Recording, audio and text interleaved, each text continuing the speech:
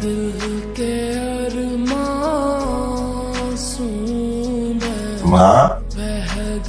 তুমি আপনারা এখানে? তুই কি ওনাদেরকে চিনিস নাকি? হ্যাঁ চেনে নাকি? খুব ভালো করে চেনে। রাজ স্পিচলেস বাবা। হ্যাঁ না মানে আপনাদের যদি কোনো আপত্তি না থাকে আমরা একটু নিজেদের মধ্যে কথা বলতে পারি একটু আলাদাভাবে মানে। হ্যাঁ হ্যাঁ ঠিক আছে, সেটা বলতে পারো। হ্যাঁ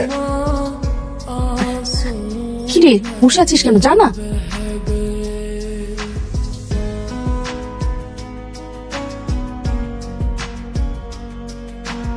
কি হলো আমি না ঠিক বুঝতে পারছি না। একটা চিমটি গেল প্লিজ।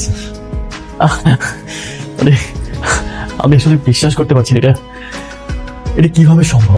এত ঢং করছেন কেন? হ্যাঁ, তুমি আমাকে দেখে আকাশের চাপ পেয়ে গেছেন। ম্যাডামের বোধ হয় অনেক অভিমান হয়েছে তাই না? জি না, আমার আপনার উপর অভিমান করার কিছু নেই। আমি অলরেডি রেডি হয়ে আছি, আমাকে পাত্রপক্ষ আজকে দেখতে আসবে, তারপর আমার বিয়ে হয়ে যাবে। আমি মেন্টালি রেডি। আসবেন না? ট্রাস্ট মি, আমি আসলে বাবার জোড়াজুড়িতে আর পারিনি, এতটা ফোর্স করেছে আমায়। আর ফুপুর কথা রাখা ছিল। এনিওয়ে আমি আর একটা মিনিট সময় নষ্ট করতে চাই না। সাথী তুমি বসো ঠিক আছে। প্লিজ। সাথী তুমি যেদিন থেকে আমার জীবন থেকে চলে গেছো আমার জীবনটা এলোমেলো হয়ে গেছে, সবকিছু তছনছ হয়ে গেছে। ট্রাস্ট মি, তুমি আমার লাইফে একটা রঙিন প্রজাপতি। আমি তোমায় অনেক ভালোবাসি। ডাক্তার মশাই হঠাৎ করে এত কাব্যিক হয়ে গেল কি করে? ম্যাডাম প্রেমে পড়লে সবাই একটু একটু কাব্যিক হয়ে যায়। আপনি তো দেখছি কমপ্লিট প্যাকেজ। হ্যাঁ, কমেডি উইথ কমপ্লিট কেয়ার। আরো আছে। Will you be my permanent patient? আমি তোমাকে আজীবনের মতো উইদাউট এনি ফেজ আমি তোমাকে সারা জীবন দেখতে চাই।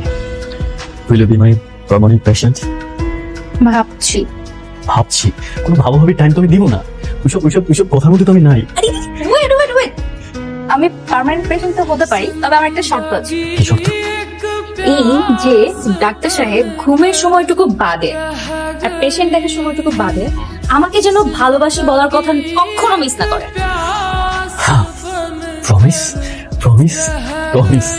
I love you. I love you two.